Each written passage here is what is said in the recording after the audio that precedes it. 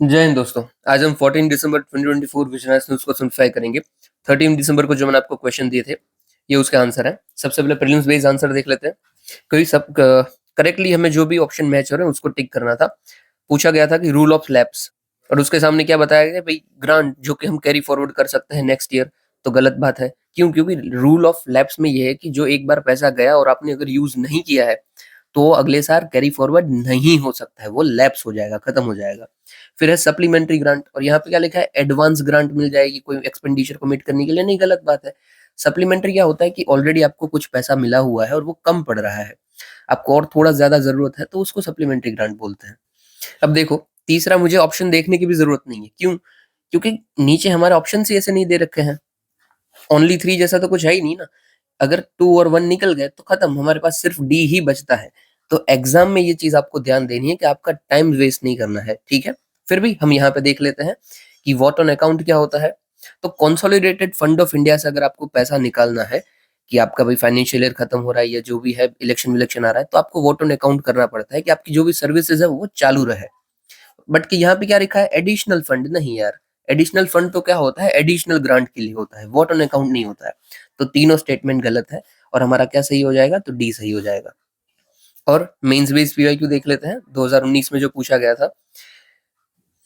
Question क्या था कि इंडिया का प्लान क्या है कि ऑन स्पेस स्टेशन जो उन्हें बनाना है वो इंडिया का प्लान है क्या, ठीक है। और दूसरा, इससे क्या बेनिफिट होने वाला है अपने स्पेस प्रोग्राम के अंदर। Do remember, space programme, overall चीज के नहीं पूछी गई है, इकोनॉमी इकोनॉमी, स्पेस प्रोग्राम में क्या फायदा है। ओके, तो देख लेते हैं। अभी सबसे पहले स्पेस स्टेशन जो बनाना है उसकी हम बात कर लेते हैं। तो भाई इंडिया का एम्बिशियस प्लान है कि हम भारतीय अंतरिक्ष स्पेस स्टेशन बनाएंगे या फिर स्टेशन बनाएंगे बाई 2035। तो ये हमारा बेसिक इंट्रोडक्शन हो गया, ठीक है। और अभी देखो, आपको इवन ये नहीं भी आता था ना, फिर भी आप लिख सकते हो, क्योंकि आपको क्वेश्चन से ही पता तो चल गया ना कि हमारा कोई एक स्पेस स्टेशन होने वाला है। आपको अगर नाम नहीं पता है तो आप सिर्फ नाम को हटा दीजिए, ऐसे लिख दीजिए कि इंडिया का एम्बिशियस प्लान है कि हम अपना स्पेस स्टेशन बनाने वाले हैं। But if you are preparing for UPSC, you must have to know that we are building our space station and उसका ये नाम है। ओके, तो भारतीय अंतरिक्ष स्टेशन। फिर उसके बारे में कुछ इन्फो दे देते हैं। क्यों? क्योंकि बोला था ना कि भाई प्लान क्या है, तो उसके बारे में कुछ तो हमें बताना पड़ेगा भाई। तो मैंने वो डायग्राम में बता दिया, फिगर बना दिया है। आप चाहो तो ऐसा भी फिगर बना सकते हो, ठीक है, कि जैसे 5 ही पॉइंट लिखने हैं तो भाई ऐसा फिगर बना दिया, फिर उसमें ऐसे एक पॉइंट यहाँ एक ऐसे लिख दिया, तो ये दिखने में अच्छा लगता है। मैंने तो तुरंत ही बना दिया था, एकदम जल्दी जल्दी में आंसर लिखा है ये। भाई कुछ कुछ फीचर्स क्या है कि भाई 28 में लॉन्च होगा, 35 में ऑपरेशनलाइज हो जाएगा। कहाँ पे हो रहा है, तो लियो में हम लॉन्च करने वाले हैं, लो अर्थ ऑर्बिट में। फिर कैपेबल होगा कि एस्ट्रोनॉट्स को अपने यहाँ पे कैरी कर पाएगा। फिर इसको हम कहाँ से इंसाइट्स लेंगे, तो गगनयान जो हम लॉन्च करने वाले हैं 25 में, उधर से कुछ कुछ सीखेंगे और फिर उसके अकॉर्डिंग हम इसको बनाएंगे। इंडिया थर्ड कंट्री हो जाएगी आफ्टर यूएस एंड चाइना। फिर इसके अंदर डॉकिंग सिस्टम भी होगा, मतलब ये स्पेस स्टेशन है जैसे ये बना हुआ, ठीक है। कोई भी रॉकेट वॉकेट हमारा आता है वो यहाँ पे हमारे सैटेलाइट से डॉक हो सकती है, जिसके थ्रू हम उसके अंदर जाएंगे, ये वो तो डॉकिंग सिस्टम होगी। और भी बहुत कुछ होगा, बट मुझे ये दिमाग में आया उस वक्त तो मैंने ये लिखा। आप कुछ भी लिख सकते हैं, ठीक है, आपको बहुत कुछ पता होगा, आप वो लिख सकते हो। ये क्वेश्चन एकदम सीधा है, मतलब कुछ इसमें कुछ तिगड़म दिमाग कुछ लगाना ही नहीं है, तो सीधा सीधा सब कुछ लिख देना है। ये इजी क्वेश्चन था। बेनिफिट क्या क्या होंगे इसके भाई, स्पेस प्रोग्राम के अंदर, डू रिमेम्बर, जनरल मत लिख देना कि भाई इकोनॉमिक बेनिफिट ये वो, नो नो, सिर्फ स्पेस प्रोग्राम के अंदर। तो भी साइंटिफिक रिसर्च में हमें फायदा मिलेगा, आने वाले हमारे जो मिशन होंगे उसमें हमारी स्टडी अच्छी हो जाएगी स्पेस के रिलेटेड। इसमें आप कुछ एक एग्जांपल लिख सकते हैं, मैंने ना पीछे ये लाइट किया और एग्जांपल लिखा, आप यहाँ पे एग्जांपल लिख दिए कि एस्ट्रोसेट। एस्ट्रोसेट ऑलरेडी हमारा काम कर रहा है, पर एस्ट्रोसेट को टू टू हम लॉन्च करने वाले हैं। उसका डेट फाइनलाइज नहीं हुआ बट करने वाले हैं, तो वहां पे लिख सकते हो कि जैसे कि एस्ट्रोसेट में। इससे क्या होगा कि एस्ट्रोसेट हमारा स्पेस प्रोग्राम है और उसमें ये फायदा हो रहा है, तो आपका लिंकेज परफेक्ट बैठेगा और आपको क्रेडिबिलिटी मिल जाएगी। ये मैंने लिखा, ये फालतू पॉइंट हो गया। अगर एस्ट्रोसेट एक एग्जांपल यहाँ पे लिख देता तो पॉइंट मिल जाते, पर ठीक है, तब मुझे दिमाग में नहीं आया, वो पीछे आया। फिर भाई सेल्फ रिलायंस होगा, हमारा जो इंटरनेशनल स्पेस स्टेशन के ऊपर रिलायंस है वो कम हो जाएगा, तो ये भी फायदा है स्पेस में। फिर टेक्नोलॉजिकल डेवलपमेंट होगा, हम माइक्रोग्रेविटी सपोर्ट सिस्टम ये वो उसको सेट करेंगे। देखो ये वहां पे एस्ट्रोसेट गलत है, ठीक है, लिखना आगे था, ये तो मुझे बाद में याद आया, तो इसलिए मैंने लिख दिया कि मैं आपको बता पाऊँ। होना चाहिए यहाँ पे एस्ट्रोसेट, ठीक है, यहाँ पे। फिर बेटर अंडरस्टैंडिंग होगी फ्यूचर एंडोरेंस के लिए, जैसे कि मैन मेड मिशन होने वाला है हमारा मून के लिए, वहां पे हो जाएगी, ठीक है। ये चंद्रयान 4 ना लिखो तो भी चलेगा। और यहाँ पे ना better understanding of space for future endeavours, ये ऑफ फॉर में थोड़ा ध्यान देना है।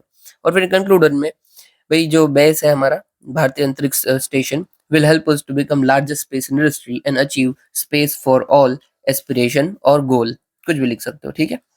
कंक्लूड बस ऐसे ही कर देना कि हमारा जो मोटो होता है ना, हमेशा ऐसा मोटो रखो कि सबका हम भला चाहते हैं इंडिया, तो इसीलिए मैंने लिखा स्पेस फॉर ऑल, जो हम ऐसे ही बात करते रहते हैं।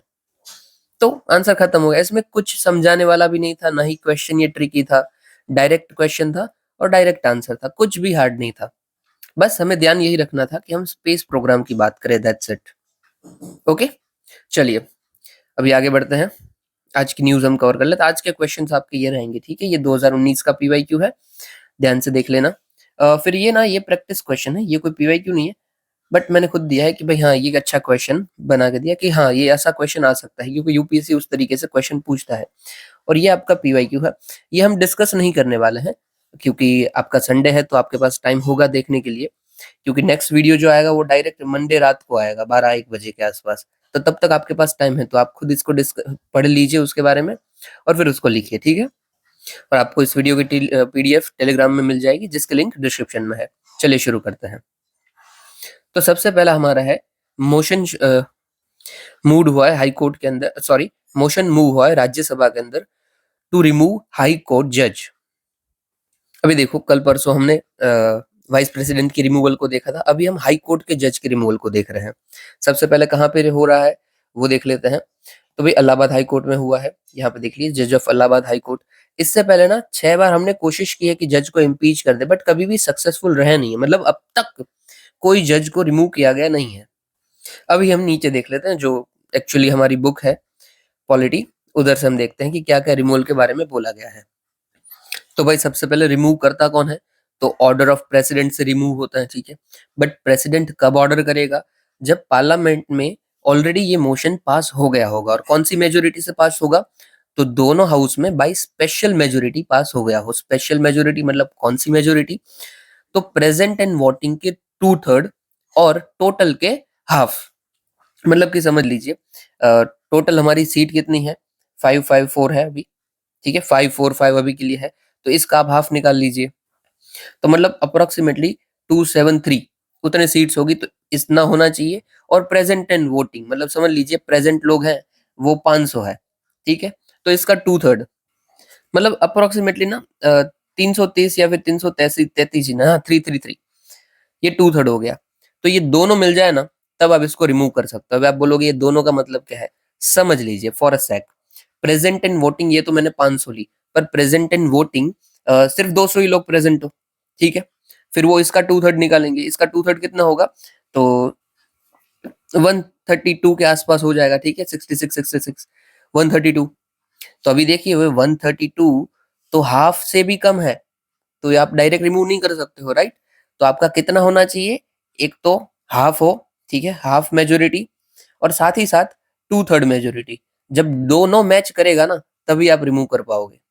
तो इसी को हम बोलते हैं special majority, present in voting और half of the total house of strength, ठीक है, दोनों मैच करना चाहिए आपका, वो मेजोरिटी चाहिए। फिर आगे क्या बोला है, कौन से ग्राउंड पे कर सकते हैं, तो ग्राउंड होता है आपका प्रूव्ड मिसबिहेवियर और इनकैपेसिटी, ठीक है। आप ये मेजोरिटी को समझ गए हो, ठीक है, दिमाग में रखना कि हाँ ये है। यहाँ पे ना पॉलिटी में मतलब ठीक से बताया नहीं गया, सिर्फ 2/3 बताया, बट कायदे से ये है स्पेशल मेजोरिटी में हम जो देखते हैं। फिर कौन से एक्ट के थ्रू रिमूव किया जाता है, देखो कॉन्स्टिट्यूशन में कायदे से कोई ऐसा बताया नहीं है, बट एक्ट के थ्रू हम करते हैं, उसकी जो प्रोसेस है ना वो एक्ट होता है जजिस इंक्वायरी एक्ट 1968। इसमें हम करते क्या है समझ लीजिए, कोई भी मोशन में कोई भी हाउस में ये इंट्रोड्यूस हो सकता है कि राज्यसभा में भी हो और लोकसभा में भी हो। अगर राज्यसभा में इंट्रोड्यूस होता है तो हमें सबसे पहले साइन चाहिए 100 मेंबर्स की कि यस हम इसे रिमूव करना चाहते हैं। और अगर सॉरी उल्टा मैंने बोल दिया, लोकसभा में अगर इंट्रोड्यूस होता है तो 100 मेंबर्स की साइन चाहिए, और अगर राज्यसभा में होता है तो 50 मेंबर्स की साइन चाहिए, ठीक है। और जब ऐसा होगा तब ही स्पीकर मानेगा कि हाँ ठीक है चलो इसको मैं देखता हूँ रिमूव कर दें, ठीक है। फिर वो हाँ भी बोल सकता है और ना भी बोल सकता है, स्पीकर के ऊपर है, बट हाँ पहले ही आपको 100 और 50 मेंबर्स की साइन तो चाहिए, डिपेंड्स कि कौन से हाउस में ये इंट्रोड्यूस हो रहा है। अगर समझ लीजिए प्रेसिडेंट मान लेता है कि हाँ भाई सही है रिमूव कर दीजिए इसके, तो क्या होगा, तो ना 3 मेंबर की कमिटी बिठाई जाएगी, 3 मेंबर कमिटी होगी, जिसके अंदर सीजेआई हो सकते हैं, मतलब चीफ जस्टिस ऑफ इंडिया हो सकते हैं, या फिर सुप्रीम कोर्ट के दूसरे कोई जज हो, फिर chief justice of high court हो सकते हैं, मतलब जिस भी हाई कोर्ट को आप हटा रहे हो, कोई chief justice of high court हो, और एक डिस्टिंग्विश्ड ज्यूरिस्ट हो, ठीक है? तो 3 लोग हैं, सीजेआई या फिर उसका एक कोई सुप्रीम कोर्ट से जज, हाई कोर्ट, हाई कोर्ट के चीफ जस्टिस और डिस्टिंग्विश्ड ज्यूरिस्ट। अभी ये 3 मेंबर की कमिटी ना आइडेंटिफाई करेगी, यार क्या बोलते हो, रिमूव करना चाहिए ये वो, एक्चुअली ये प्रूव्ड मिसबिहेवियर या फिर इनकैपेसिटी का पार्ट है या नहीं है, ठीक है? 2 ही ग्राउंड होता है। तो इसको सर्च करेंगे और समझ लीजिए कि उनको लगता है कि हाँ भाई, बंदे ने गलत तो किया है, तो फिर वो हाउस को बोलेंगे कि हाँ भाई, आप मोशन को लगाइए और वोटिंग चालू कीजिए, ठीक है? फिर वो वोटिंग करेंगे स्पेशल मेजॉरिटी से, जो हमने ऊपर देखा, वो मेजॉरिटी से वोटिंग करेंगे। अगर वो वोटिंग पास हो जाती है, तो प्रेसिडेंट के पास वो ऑर्डर जाएगा और आखिरी में प्रेसिडेंट उसको रिमूव करेंगे, ठीक है? अभी तक कोई भी रिमूव हुआ नहीं है, हालांकि इम्पीचमेंट की प्रोसेस शुरू जरूर हुई थी, पहले बहुत बार हो चुकी है, बट अभी कोई रिमूव नहीं हुआ है, ठीक है? और हालांकि ये बात जो वर्ड रहा इम्पीचमेंट, तो इम्पीचमेंट वर्ड को कहीं पे भी डिफाइन किया गया नहीं है कॉन्स्टिट्यूशन के अंदर, ठीक है? सिर्फ बोला क्या गया है कि रिमूवल हो सकता है इन केस ऑफ, जैसा वो प्रेसिडेंट का होता है वैसे रिमूव हो सकता है, वो बोला गया है। इम्पीचमेंट का वर्ड नहीं बोला गया है, वो सिर्फ और सिर्फ प्रेसिडेंट के लिए ही है। डन है? ठीक है, चलो, तो ये पूरी की पूरी रिमूवल की कहानी थी, हमने पूरा देख लिया है, और इसी के ऊपर से आपका ये क्वेश्चन है बेसराज का, तो गलत नहीं होना चाहिए, बस इसका ध्यान देना आप। चलिए अभी ऊपर देख लेते हैं, न्यूज में क्या था हमारा था, वही था इन शॉर्ट, तो यही सब बचा गया कि जैसे कि इम्पीचमेंट वर्ड नहीं है, फिर कौन से आर्टिकल में बात की गई है, तो आर्टिकल 124 और 128, सॉरी 28, 218 में बात की गई है, ठीक है? प्रूव्ड मिसबिहेवियर और इनकैपेसिटी बात है, हालांकि इस ये क्या होता है वो कॉन्स्टिट्यूशन में डिफाइन नहीं है, कहीं पे भी डिफाइन नहीं है कि व्हाट इज प्रूव मिसबिहेवियर और इनकैपेसिटी, कौन से एक्ट के थ्रू रिमूव होते हैं। तो जजेस इंक्वायरी एक्ट 68, मेंबर्स के कितने सपोर्ट जरूरी है अगर मोशन को शुरू करना है इंट्रोड्यूस, तो 100 इन लोकसभा, 15 राज्यसभा, 3 मेंबर की कमेटी होती है, फिर चेयरमैन और स्पीकर इसको रिपोर्ट सबमिट करते हैं और राज्यसभा लोकसभा के सामने रखेंगे, पास हो जाता है तो फिर ठीक है, आखिरी में प्रेसिडेंट इसको रिमूव कर देंगे, ठीक है? 2/3 majority present and voting majority of total membership, ठीक है? चलिए फिर आखिर में क्या होगा, प्रेसिडेंट के द्वारा रिमूवल हो जाएगा। डन है? और ये सब जरूरी क्यों है? क्योंकि यूपीएससी ऐसा क्वेश्चन पूछती है, जब अपने जजेस के अपॉइंटमेंट की न्यूज चल रही थी, तो यूपीएससी ने पूछ लिया था कि भाई अपॉइंटमेंट के रिलेटेड जो केस चल रहा है वो क्या है। तो पॉसिबल है कि अभी ये अगर रिमूवल का न्यूज में है तो पूछ ले कि भाई रिमूवल क्या है, कैसे होता है। चलिए अभी नेक्स्ट न्यूज को कवर करते हैं, मनरेगा रहने देते हैं, डिजास्टर भी रहने देते हैं, ये देखते हैं, ठीक है?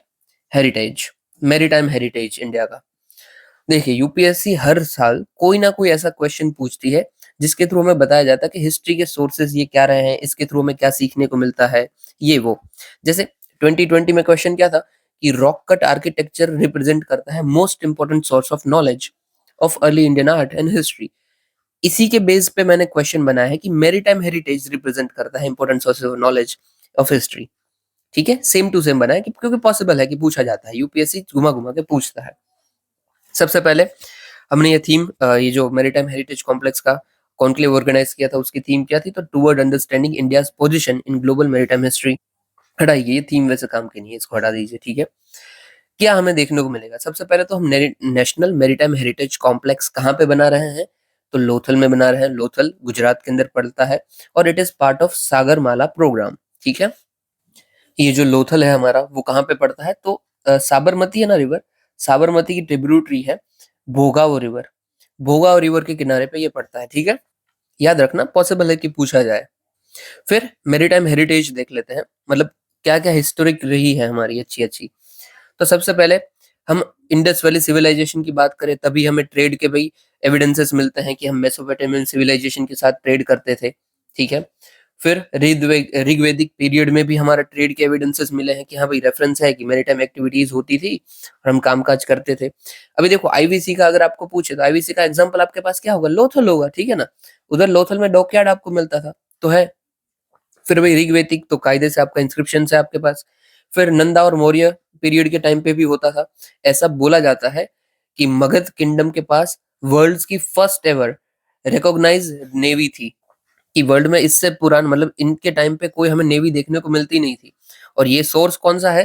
तो चाणक्य का अर्थशास्त्र है, जहाँ पे बोला गया है डिपार्टमेंट ऑफ वाटरवेज हुआ करता था। डिपार्टमेंट ऑफ वाटरवेज क्यों होगा? क्योंकि जब नेवी होगी, उसके बिना तो वाटरवेज का डिपार्टमेंट ही नहीं हो सकता, राइट? फिर सातवाहना पीरियड के टाइम पे इंस्क्रिप्शंस बनाए थे, कॉइन्स बनाए थे, जिसके ऊपर ना शिप्स के सिंबल्स बनाए जाते थे। इसका इनके मेन रूलर कौन थे, मतलब जो ऐसा बनाते थे? तो भाई गौतमी पुत्र सताकर्णी, गौतमी पुत्र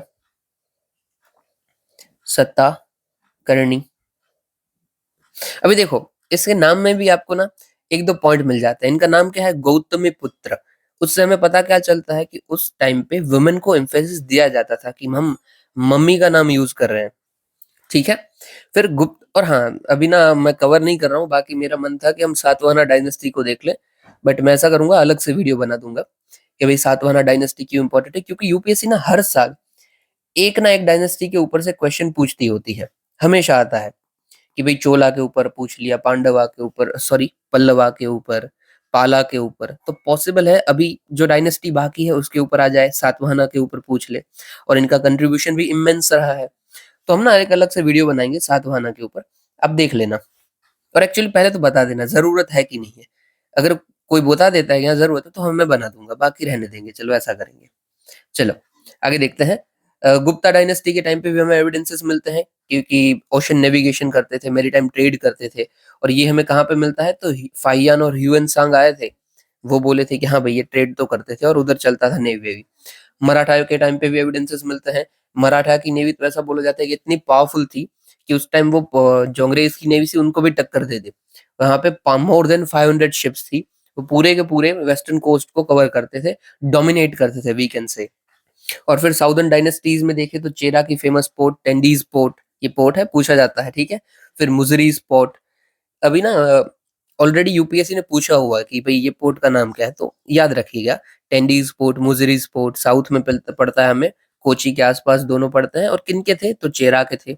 फिर इवन यहाँ पे चोला नेवी नहीं लिखा हुआ है, तो चोला की नेवी भी बहुत ही पावरफुल थी। उन्होंने तो साउथ ईस्ट एशिया को पूरा का पूरा, मतलब ऑलमोस्ट पूरा का जीत लिया था। फिलीपींस तक उन्होंने अपना साम्राज्य फैला लिया था। तो Chola navy was also very much powerful, ठीक है? तो ये है हमारा मैरीटाइम हेरिटेज। आपको कहीं पे भी आता है तो आपको लिखना है और याद भी रखना है। अभी देखो, हमारा जो मैरीटाइम विजन है वो क्या है कि भाई हमारी मैरीटाइम लेगेसी को लाना, ग्लोबल कल्चर के साथ कन्फ्लुएंस करना, हाईलाइट करना टेक्नोलॉजिकल इवोल्यूशन को, और हेरिटेज प्रिजर्व करना, ठीक है? और ये सब बन के ही हमारे बनते हैं objectives of Indian maritime heritage complex. चलिए अभी आगे निकलते हैं। अब देखो, ये जो डायग्राम है ना, ऐसे डायग्राम आप खुद भी यूज कीजिए कि हाँ भाई यहाँ पे लिख लिया अपने एग्जाम के अंदर, पेपर के अंदर, ऐसा ऐसा हमारा ऑब्जेक्टिव्स है, दिखने में अच्छा लगता है। आगे देखते हैं। फाओ का major assessment of soil global status आया है कि हमारी जो सॉइल है ना वो इफेक्ट हो रही है। क्यों इफेक्ट हो रही है?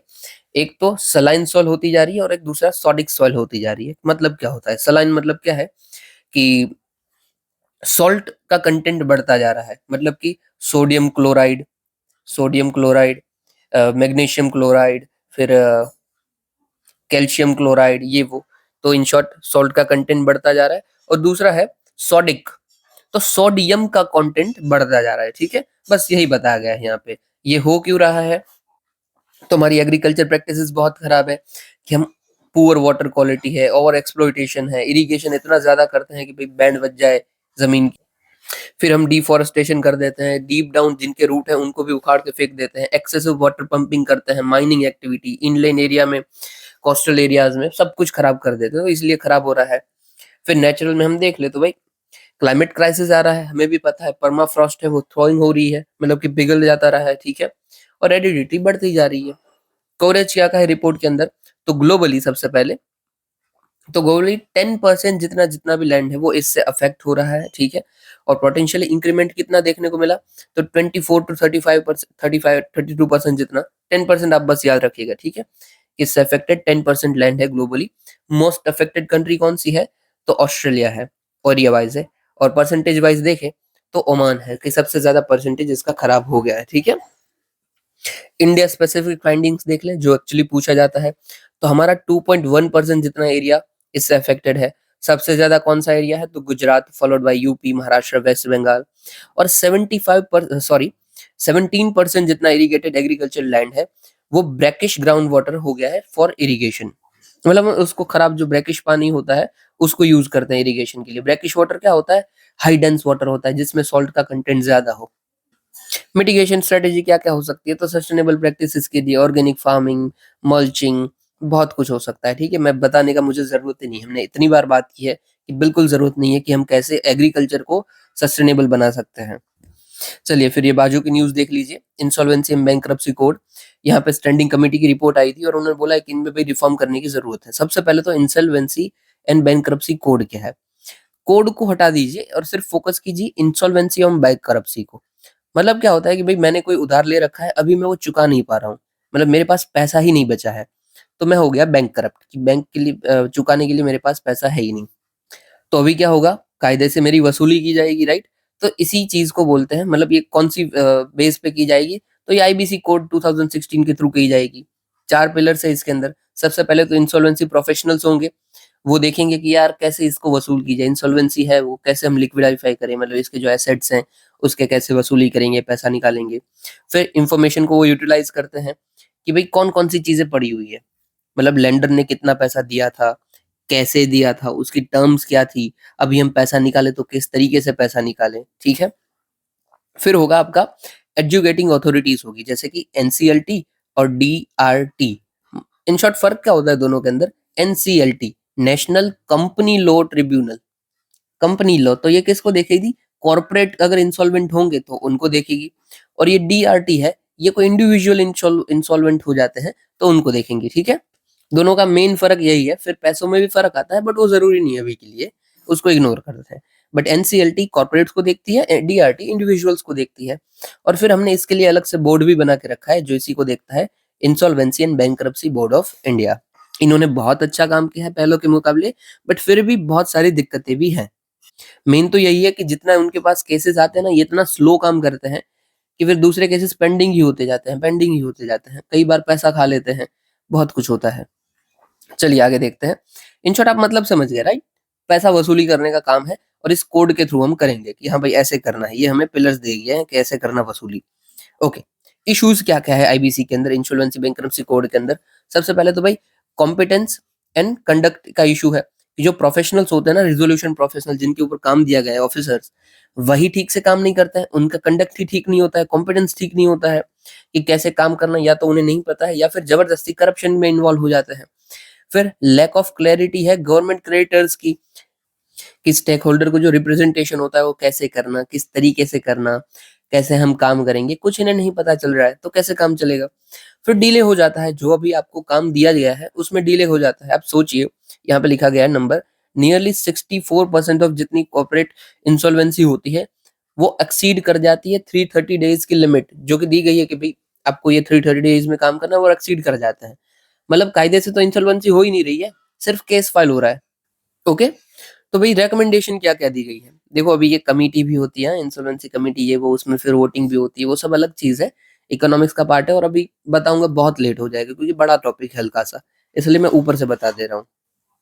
चलिए सबसे पहले क्या है, डिले बहुत हो रहा है तो फास्ट ट्रैक ट्रिब्यूनल को स्टैब्लिश कीजिए। और वहां पे दूसरा क्या होगा, टाइमलाइन अप डाल दीजिए कि भाई इंट्रोडक्शन प्रोसेस होता है तो प्रोसेस की एप्लीकेशन जो है वो आपको विद इन 14 डेज को शुरू कर देना है कि हाँ भाई चलो ठीक है। ये अंडर आर्टिकल 226 के जैसे कॉन्स्टिट्यूशन में हम बात करते हैं वैसे बोला गया है, जरूरी नहीं है, याद रखना, आगे बढ़ सकते हैं। फिर पीपीपी मॉडल, मतलब प्राइवेट सेक्टर को भी इंक्लूड कीजिए ताकि जल्दी आपका काम हो पाए। फिर एनसीएलटी में इंश्योर कीजिए कि जो मेंबर की प्रोसेस हो स्पेशलाइज्ड नॉलेज वाले मेंबर हो, ऐसे ही ना दिए गए हों। और वो नॉलेज कौन स्पेसिफाई करेगा, किसकी बेस पे? तो भाई सुप्रीम कोर्ट के जैसे, सुप्रीम कोर्ट ने ऐसा बताया हुआ है ऑलरेडी। फिनोलेक्स का जो केस था, फिनोलेक्स इंडस्ट्री केस, उन्होंने उन्हें बताया था कि भाई कैसे प्रोफेशनल्स होने चाहिए, दिमाग वाले। और भाई एक गाइडलाइंस आपको प्रोवाइड करनी चाहिए कि भाई प्रॉपर ये गाइडलाइंस होगी और ऐसे आपको कामकाज करना पड़ेगा कि गवर्नमेंट का कोई ड्यू है, टैक्सेस है, पेनल्टी है, सबको उस तरीके से देखना है। कुछ भी नहीं बताया गया है, ठीक है। मेनली तो हमें यही जानना था कि इंसॉल्वेंसी एंड बैंक्रप्सी कोड क्या होता है और किसके लिए यूज होता है। ठीक है, अभी ऊपर की न्यूज देख लेते हैं जो हमारी बाकी पड़ी हुई है। सबसे पहले यहाँ पे मनरेगा को देख लेते हैं कि भाई मनरेगा की रिपोर्ट आई थी कि मनरेगा में बहुत सारे इश्यूज चल रहे हैं और उसमें भी क्या क्या रिफॉर्म की जरूरत है। सबसे पहले मनरेगा क्या है या फिर मनरेग क्या है? तो मनरेग मतलब Mahatma Gandhi National Rural Employment Guarantee Scheme. इसको किसके थ्रू लाया गया है? तो मनरेग एक्ट के थ्रू 2005 इसके थ्रू बनाया गया है।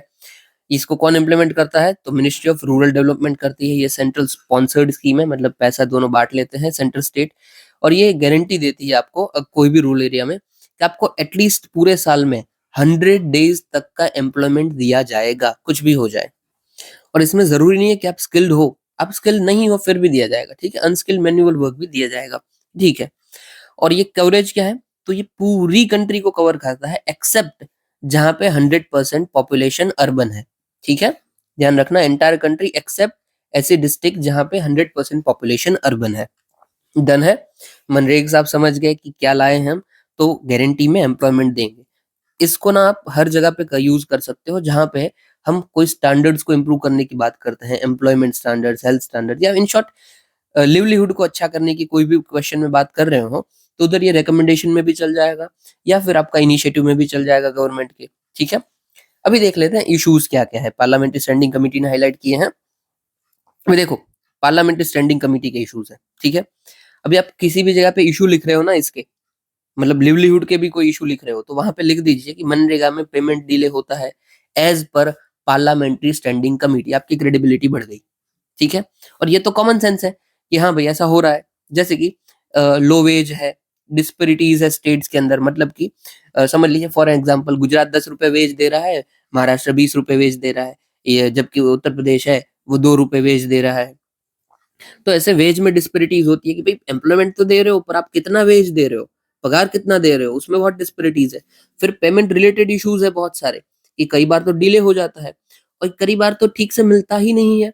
Delay compensation, not providing employment allowances, कुछ भी नहीं मिलता है।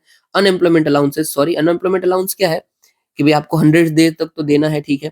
आप जाते हो बट आपको काम दिया ही नहीं जा रहा है, तो इसके बदले उनको पैसा देना पड़ता है कि यार सॉरी हम काम नहीं दे पा रहे, बट आपको पैसा दे देते हैं, काम जब आएगा तब बताएंगे, जबकि वो नहीं मिलता है। फिर टेक्नोलॉजी अडॉप्ट नहीं होती है, जैसे कि इंटरनेट कनेक्टिविटी बहुत पुअर है, तो कई बार स्मार्टफोन रिलेटेड जो भी सिस्टम का फायदा मिल सकता है वो इनको नहीं मिलता है, ठीक है। जैसे कि डायरेक्ट बेनिफिट ट्रांसफर कोई हो तो वो इन्हें नहीं मिल पाएगा। फिर सोशल ऑडिट, कायदे से ऑडिट की जानी चाहिए बाय ग्राम सभा, बट वो होती ही नहीं है। आप सोचिए, only 14% of plan audit gram panchayat were audited in 2020-21, ठीक है। तो ऑडिट भी नहीं होती, मतलब कोई काम ठीक से हो नहीं रहा है, ऊपर से उसको कोई ऑडिट भी नहीं कर रहा है। तो ये सब इश्यूज है। आपको किधर भी कोई चैलेंजेस लिखने हो ना, कि पुअर्टी में या फिर कोई अनएम्प्लॉयमेंट में क्या चैलेंजेस आ रहे हैं, वहां पे आप ये लिखिए कि मनरेगा के अंदर जो काम चल रहा है उसमें ये इश्यूज है, कोई भी इशू जो आपको याद रहा। बस आखिरी में लिखना जरूर कि as per parliamentary standing committee report 2024, आपको आंसर में डायरेक्ट क्रेडिबिलिटी आ जाएगी और आपको मार्क्स ज्यादा मिलेंगे। फिर रिकमेंडेशन क्या है कि भाई रिवीजन कीजिए वेज रेट को, कि हाँ भाई इतना वेज तो होना ही चाहिए, इन्फ्लेशन क्योंकि बढ़ता जा रहा है। फिर पैरिटी लाइए वेजेस के अंदर, ऐसा ना हो कि एक स्टेट तो 100 रुपए दे रहा है और दूसरा 10,000 दे रहा है, एग्जाम्पल दे रहा हूँ, ठीक है, कि उल्टा सुल्टा एकदम ना हो, तो एक इक्वलिटी रहनी चाहिए। और ऊपर से वुमन मैन में भी इक्वलिटी रहनी चाहिए, क्योंकि हमारा आर्टिकल क्या बोलता है, आर्टिकल 39 क्लॉज डी डीपीएसपी का, कि सबसे पहले तो पैरिटी होगी सारे स्टेट्स यूटी में, और साथ ही साथ इक्वल पे होगा वुमन और मेन दोनों के अंदर। क्योंकि कई बार क्या होता है कि ऐसा मान लिया जाता है कि भाई वुमन तो कम काम करेगी, मेल ज्यादा काम करेगा, तो इसको 10 रुपया दो, इसको 5 रुपया ही दो। मैं सब एग्जाम्पल दे रहा हूँ, आप 10-5 रुपया एक्चुअली में मत समझना। तो ऐसे डिस्पेरिटीज देखने को मिलती है कि भाई एक जैसा वेज भी नहीं दिया जा रहा है। फिर फाइनेंशियल मैकेनिज्म है, उसको और थोड़ा रोबस्ट बनाइए और जल्दी चले, और कोई दिक्कत हो उसको वो इरेडिकेट कर दिए। और फिर इंक्रीज कीजिए गारंटी डेज ऑफ वर्क, मतलब आप ये 100 डेज दे रहे हो ना, इसको इंक्रीज कीजिए ना, 150 तक लेके आइए। क्योंकि पूरे साल में 100 दिन काम करना मतलब 12 महीने में से ऑलमोस्ट 3.5 महीने काम करना, ये बहुत ही कम काम है। आप खुद सोचिए कि इसके थ्रू हम सस्टेन कर सकते हैं कि सिर्फ 3.5 महीने काम चलेंगे, तो ये भी कैसे कर सकते हैं, राइट। आपको इसके डेज को इंक्रीज करना चाहिए, साथ ही साथ वेजेस को इंक्रीज करना चाहिए, क्योंकि काम किस जगह पे नहीं होता है, तो हमें ये जरूरत है इंक्रीज करने की। और अगेन, अगर हमने चैलेंजेस ये लिखे क्वेश्चन में, तो कोई क्वेश्चन उल्टा सुल्टा आपको पूछा जाता है जो लिवलीहुड से कनेक्टेड है, तो अगेन आप क्या लिखोगे कि as per parliamentary standing committee report, हमें मनरेगा के अंदर ये सुधार करने की जरूरत है। Got it. ये मैं आपको लिंकेजेस सिखा रहा हूँ कि ये जरूरत है, क्योंकि ना स्कीम से ऊपर से क्वेश्चन तो आते ही है कि भाई ये स्कीम है, इसका परफॉर्मेंस कैसा रहा वो आप देख लीजिए, क्या उसमें चैलेंजेस थे वो बता दीजिए। ये मैंने यहाँ पे लिखा नहीं है, बट ऐसे क्वेश्चन आते हैं स्कीम से। तो आपको ज़रूरी है याद करना। और अभी नीचे का देख लेते हैं कि डिज़ास्टर मैनेजमेंट बिल पास हो गया है लोकसभा के अंदर, ठीक है? सबसे पहले ये अमेंड कर रहा है डिज़ास्टर मैनेजमेंट एक्ट 2005 को, तो वही देख लेते हैं कौन-सा एक्ट है। तो डिज़ास्टर मैनेजमेंट नाम से ही पता चल रहा है कि डिज़ास्टर के सामने मैनेजमेंट है। इसके अंदर हम 3 टियर स्ट्रक्चर बनाए हुए हैं कि नेशनल लेवल पे एनडीए में है, नेशनल डिज़ास्टर मैनेजमेंट अथॉरिटी, जिसको हेड करते हैं हमारे प्राइम मिनिस्टर, ठीक है? वो डिज़ास्टर के रिलेटेड कोई पॉलिसीज़ बनाएँगे, गाइडलाइंस देंगे, कंपनसेशन क्या देना, कुछ भी, सब कुछ यही डिसाइड करेंगे, ठीक है? फिर दूसरा होता है स्टेट लेवल पे स्टेट डिज़ास्टर मैनेजमेंट अथॉरिटी। अभी इसको कौन हेड करेंगे? तो चीफ मिनिस्टर हेड करेंगे और ये स्टेट लेवल का सब देखती है। फिर आता है हमारा डिस्ट्रिक्ट डिज़ास्टर मैनेजमेंट अथॉरिटी। इसको कौन हेड करेंगे? तो डिस्ट्रिक्ट मजिस्ट्रेट हेड करेंगे, डीएम। डीएम मतलब आईएएस इसको हेड करेंगे, ठीक है? और ये डिस्ट्रिक्ट लेवल पे सब कुछ देखेंगे। और अगेन डायरेक्टली अभी तक डिजास्टर मैनेजमेंट से क्वेश्चन पूछा नहीं गया है, बट पूछा क्या गया है कि डिजास्टर मैनेजमेंट की गाइडलाइंस क्या है हर एक डिजास्टर के ऊपर, कोई साइक्लोन के ऊपर एनडीएमए की क्या गाइडलाइंस है, या फिर क्लाउड बर्स्ट के ऊपर क्या है, अर्थक्वेक के ऊपर क्या है, ऐसा क्वेश्चन पूछा गया है। मतलब एनडीएमए हमेशा पीवाईक्यू में अंदर रहा है, तो पॉसिबल है कि इस बार पूछ ले कि एनडीएमए का फंक्शनिंग क्या है, कैसे काम करता है। तो हमें ये सब लिखना पड़ेगा, ठीक है? अभी देखते हैं क्या-क्या चेंजेस आए हैं बिल के अंदर। मतलब सबसे पहले तो ये पास हो चुका है, ठीक है? मतलब एक्ट बनने ही वाला है, तो आप इसको याद रख सकते हैं। सबसे पहला है प्रिपरेशन ऑफ प्लान, कि जो आप प्लान कर रहे हो, उसके अंदर रिस्पॉन्सिबिलिटीज़ और बढ़ाई है एग्जीक्यूटिव कमिटीज़ की टू एनडीएमए एंड एसडीएमए। फिर एडिशनल फंक्शंस डाले हुए हैं एनडीएमए और एसडीएमए के, कि भाई रिस्क को और ज़्यादा अच्छे से आपको आइडेंटिफाई करना है, फिर टेक्नोलॉजिकल असिस्टेंस प्रोवाइड करना है और रिलीफ गाइडलाइंस भी देनी है और अच्छे से दी ही हुई है, बट ये और अच्छा करने की बात है सब। ये ऑलरेडी ये लोग करते तो हैं ही। फिर state and national disaster database तैयार करना है कि कौन से एरिया में कौन से डिजास्टर रिस्क ज़्यादा हैं, उसमें कैसे हम अलोकेशन ऑफ फंड कर पाएँगे, कौन से टाइप की इंफॉर्मेशन हमें स्टोर करने की ज़रूरत है कि प्रीवियसली क्या हुआ था, फ्यूचर क्या हो सकता है। और फिर अर्बन डिजास्टर मैनेजमेंट अथॉरिटीज बनाइए, जैसे कि अर्बन एरियाज के अंदर सेपरेट एक अर्बन डिजास्टर मैनेजमेंट अथॉरिटी हो, जो कि स्टेट कैपिटल्स या फिर कोई मेजर सिटीज उनको देख रही हो। जैसे समझ लीजिए कि हमारा इंदौर है, इंदौर के अंदर वैसे तो डिजास्टर आता नहीं है, हम दूसरा देखते हैं, चेन्नई देख लेते हैं, ठीक है? कि भाई चेन्नई के अंदर फ्लड आता है, तो पर्टिकुलर चेन्नई के अंदर अर्बन डिजास्टर मैनेजमेंट अथॉरिटी बनाइए, जो सेपरेटली इसको देखेगी, ठीक है? डिस्ट्रिक्ट डिजास्टर मैनेजमेंट अथॉरिटी तो है ही, बट ये सिर्फ अर्बन एरिया के लिए है, जो म्युनिसिपल कॉर्पोरेशन को एम्पावर करेगी।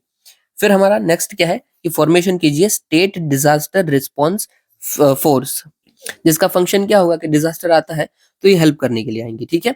अभी के लिए हमारी एनडीआरएफ तो है ही, ऑलरेडी बहुत सारी जगह पे एस्टेब्लिश है, एसडीआरएफ भी, बट ये बोल रहे हैं कि हर जगह पे कीजिए यार, ये जरूरी है हमारे लिए, एनडीआरएफ एसडीआरएफ की टीम होती है।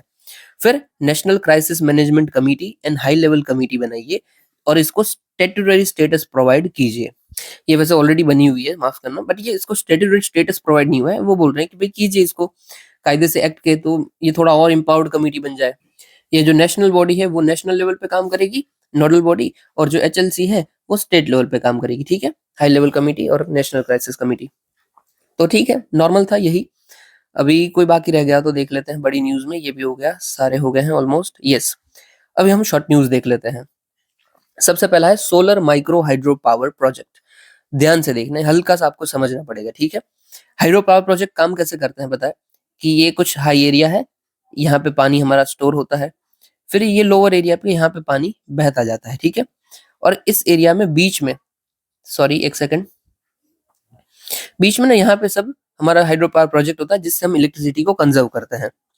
अभी समझ लीजिए कि लगातार तो ऐसा नहीं है ना कि पानी आता रहेगा, आता रहेगा, आता रहेगा और हम इलेक्ट्रिसिटी लेते रहेंगे। कई बार नहीं आता है, और समझ लीजिए कि हमें अभी इलेक्ट्रिसिटी की ज़रूरत है नहीं, अभी चल रही है ठंडी और पानी तो आता जा रहा है। तो हम क्या करेंगे, अभी के लिए ऐसा करेंगे कि पानी को ना ऊपर स्टोर कर देंगे। मतलब जो नीचे भी पानी है ना, उसको हम पंप के थ्रू ऊपर लेके जाएँगे। सारे का सारे पानी को ऊपर रख देंगे और ऊपर स्टोर कर देंगे। भई अभी ज़रूरत नहीं है, अभी दरवाज़े-वरवाज़े मत खोलो, अभी स्टोर करके रखो। और ये हम कायदे से मोटर पंप का यूज़ करेंगे, ठीक है? इलेक्ट्रिसिटी का यूज़ करेंगे।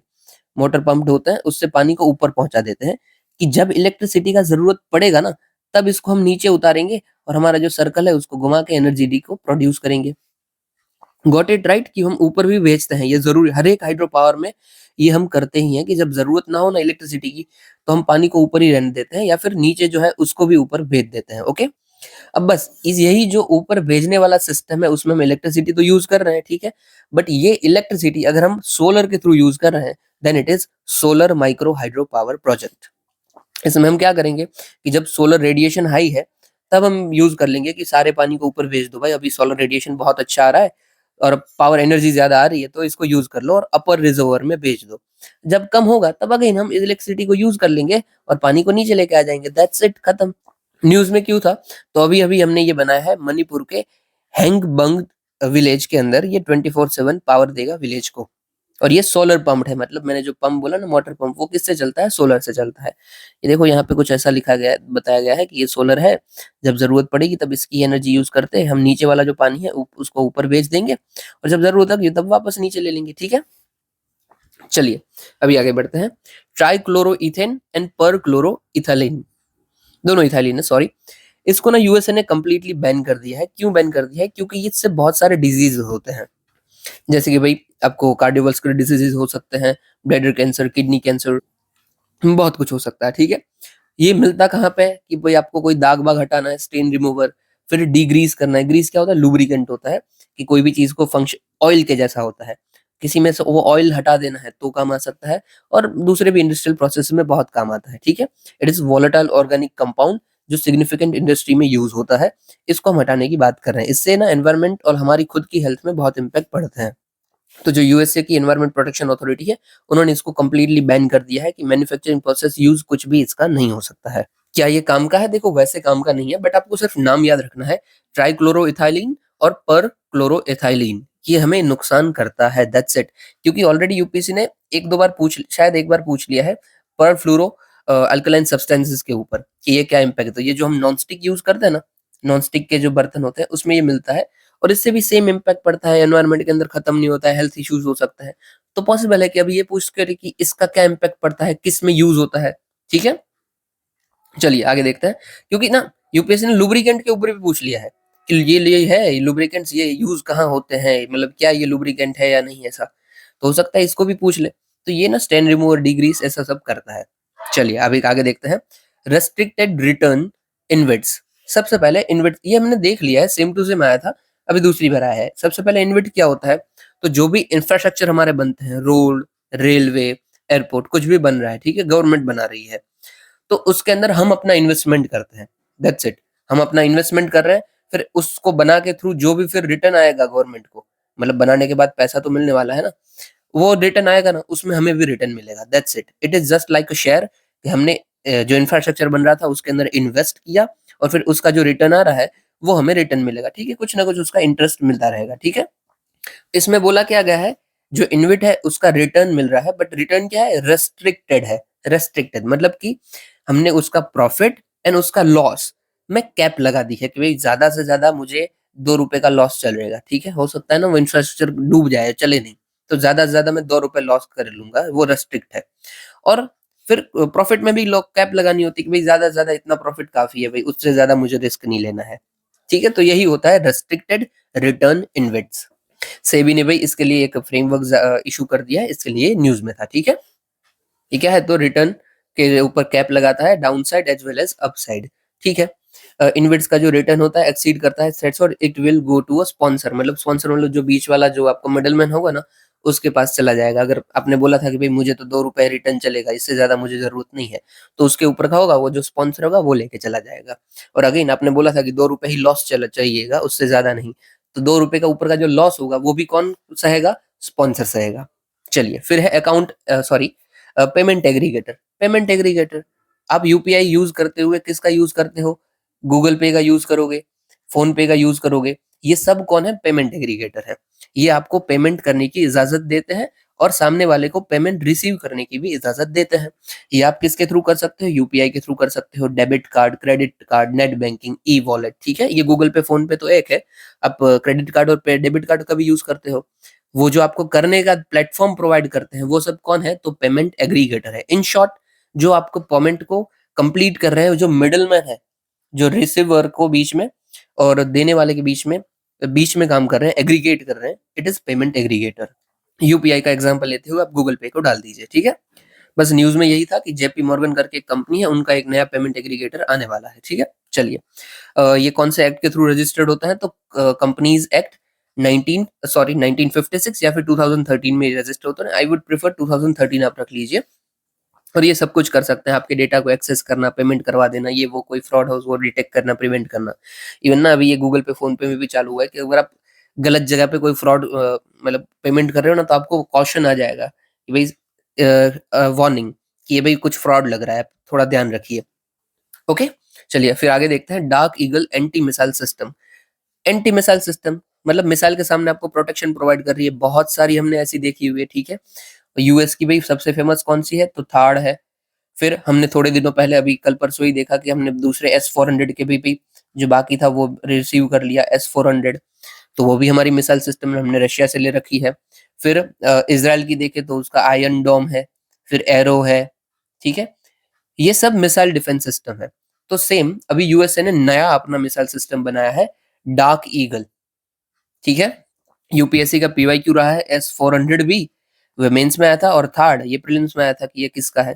तो ध्यान दीजिए आप, जो डार्क ईगल है ये बहुत ही पावरफुल है। सबसे पहले तो ये 17 मैक की स्पीड तक जा सकता है। इट इज वेरी ह्यूज, बहुत ही तेज है ये। और ये डेफिनेटली हाइपरसोनिक है, ठीक है। 5 मैक के ऊपर जो भी होता है वो हाइपरसोनिक होता है। तो से तो 17 है तो डेफिनेटली हाइपरसोनिक है। मैक मतलब क्या होता है? Mach is equal to speed of sound, ठीक है। जितना साउंड का स्पीड है उसको इक्वल होता है मैक, 1 मैक होगा, ठीक है।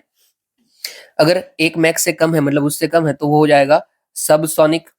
फिर उससे ज्यादा है मतलब 1 मैक से ज्यादा है तो आपका हो जाएगा सुपरसोनिक, ठीक है। और उससे बहुत ज्यादा है मतलब 5 मैक से ज्यादा है, 5 मैक से ज्यादा होगा तो आज आपका हो जाएगा हाइपरसोनिक। तो बस ये long range hypersonic weapon system है। यूएस आर्मी और नेवी इसको यूज करने में, वो डोल बनाए हैं, यूएसए यूज करेगा। और ये सबको चैलेंज करता है, मतलब अभी के लिए जो भी आ गई है S-300, 400, 500, ये सबको चैलेंज करता है क्योंकि बहुत पावरफुल है। That's it. फिर है आपका एल्गोरिदमिक ट्रेडिंग। तो देखो सेबी ने बोला है कि रिटेल इन्वेस्टर एल्गोरिदमिक ट्रेडिंग का यूज कर सकते हैं। इन शॉर्ट ये क्या होता है?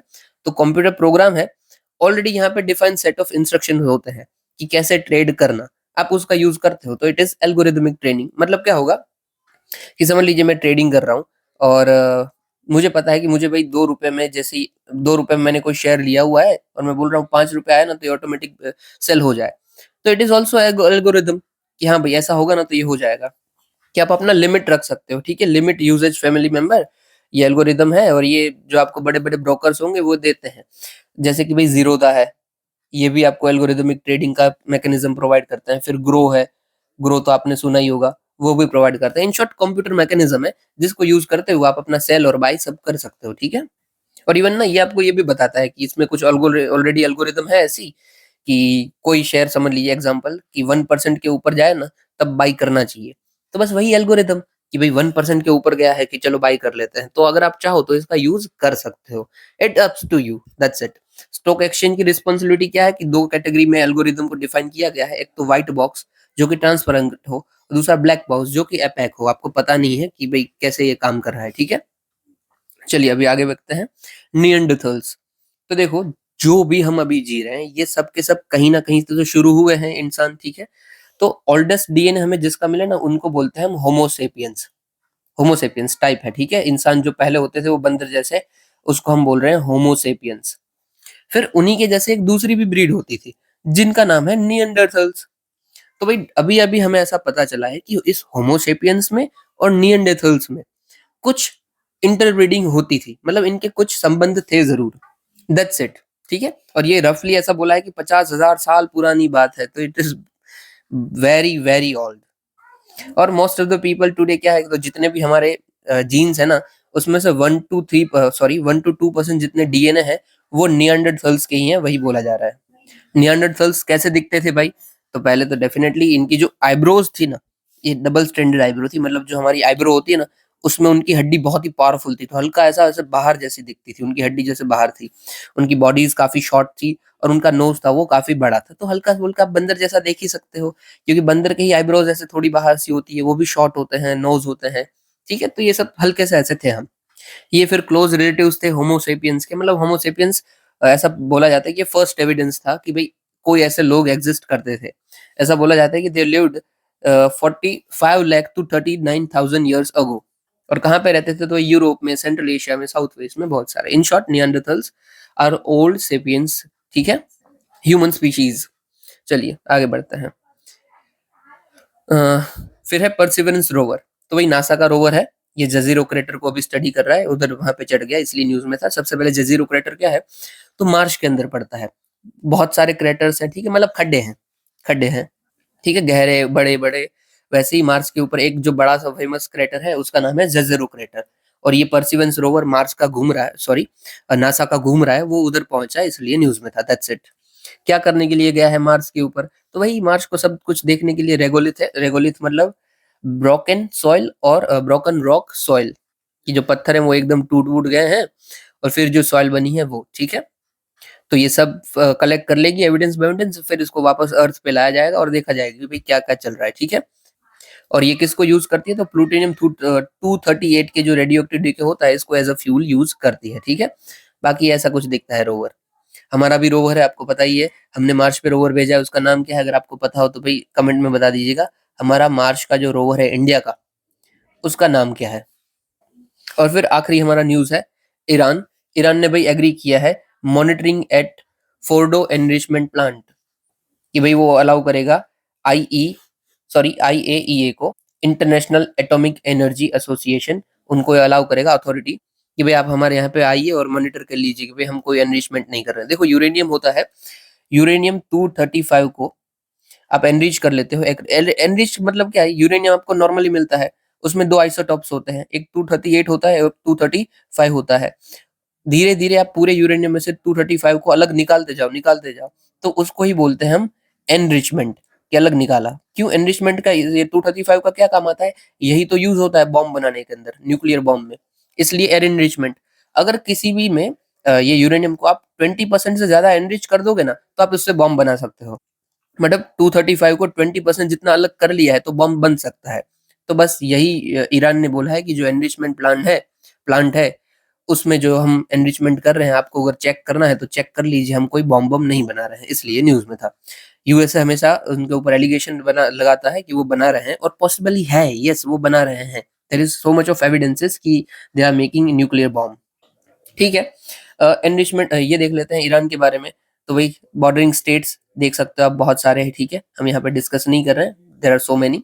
और आपने बहुत बार ये सब देखा होगा, आप बस ये देख लीजिए यहाँ पे वाटर बॉडीज कौन कौन सी आती है।